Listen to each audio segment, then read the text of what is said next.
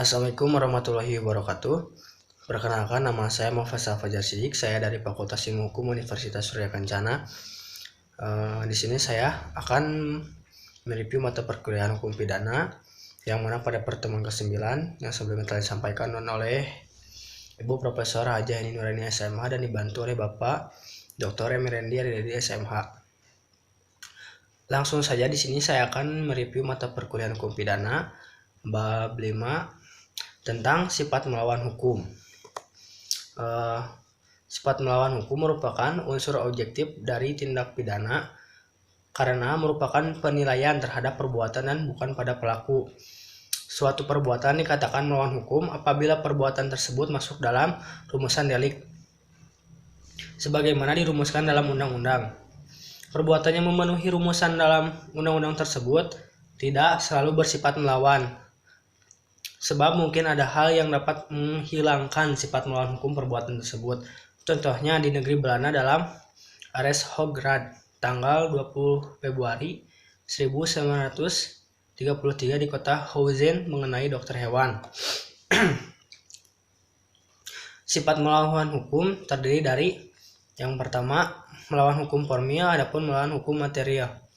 Perbuatan itu bersifat melawan hukum apabila dirumuskan sebagai tindak pidana dalam undang-undang dan diberikan sanksi. Begitupun sanksi melawan hukum dapat hapus apabila diatur dalam berdasarkan undang-undang. Jadi melawan hukum sama dengan bertentangan dengan undang-undang tertulis. Sedangkan melawan hukum secara material bukan hanya berdasarkan undang-undang tertulis saja, akan tetapi juga berdasarkan asas-asas hukum yang tidak tertulis atau living law.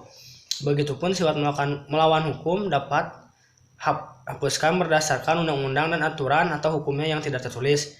Jadi bahwasanya melawan hukum dengan bertentangan dengan undang-undang atau hukum tertutup dan hukum tidak tertulis atau disebut juga kebiasaan. Begitupun kesimpulan. Yang pertama, sifat melawan hukum dapat hapus dengan adanya alasan pembenar. Kemudian menurut sifat melawan hukum formil, alasan pembenar hanya dapat diambil berdasarkan hukum tertulis. Begitupun selanjutnya, menurut sifat melawan hukum material, alasan pembenar dapat diambil dari hukum tidak tertulis. Kemudian ajaran melawan hukum formil sudah tidak dianut lagi sejak tahun 1963.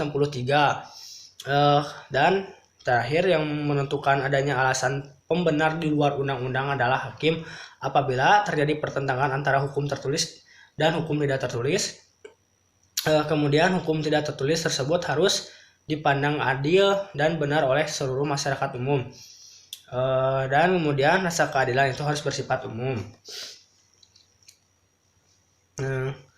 Sifat melawan hukum material dibagi menjadi 3. Yang pertama dalam fungsi negatif, yaitu mengakui kemungkinan adanya hal-hal yang ada di luar undang-undang untuk menghapuskan sifat melawan hukumnya, perbuatan yang memenuhi rumusan undang-undang.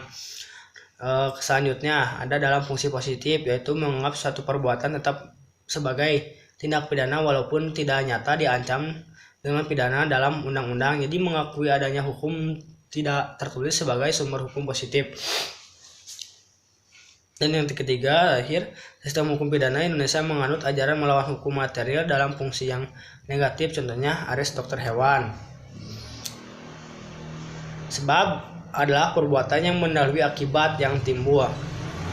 Contohnya penjaga weser atau rel kereta api menyebabkan kecelakaan kereta api karena tidak memindahkan wesel ketika kereta lewat. Menurut teori ini, yang menjadi sebab adalah apa yang dilakukan oleh penjaga atau petugas wesel tersebut. Teori ini tidak dapat memuaskan karena tidak ada hubungannya antara jabatan dengan akibat yang timbul. Begitupun seorang yang tidak berbuat dapat disebut sebab dari suatu akibat apabila pelaku mempunyai kewajiban hukum untuk melakukan suatu perbuatan. Kewajiban hukum tersebut merupakan suatu norma yang hidup dalam masyarakat, tertulis ataupun tidak tertulis. Jadi kesimpulannya, menurut teori adekuat, suatu syarat dari akibat adalah suatu keadaan konkret yang dapat mempunyai kadar atau nilai dari sesuatu yang terjadinya atau sebab. Kemudian, apakah sifat melawan hukum harus dibuktikan?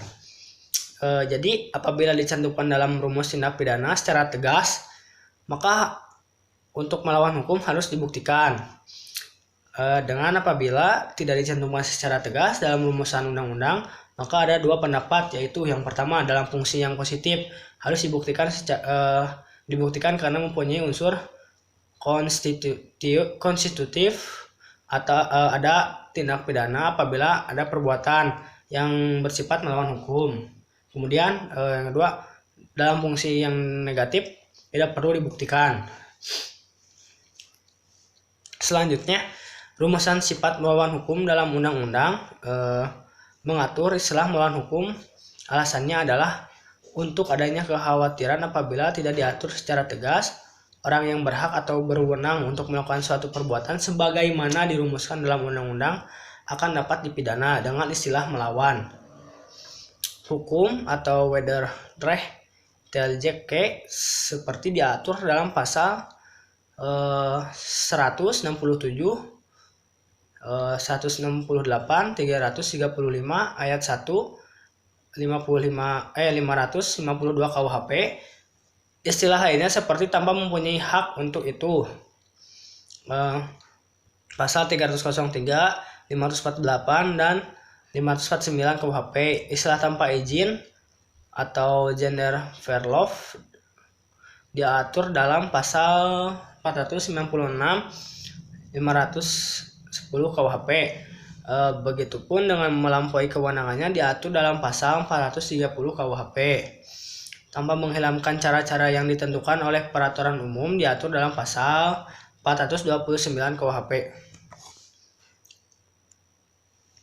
Mungkin cukup sekian dari saya.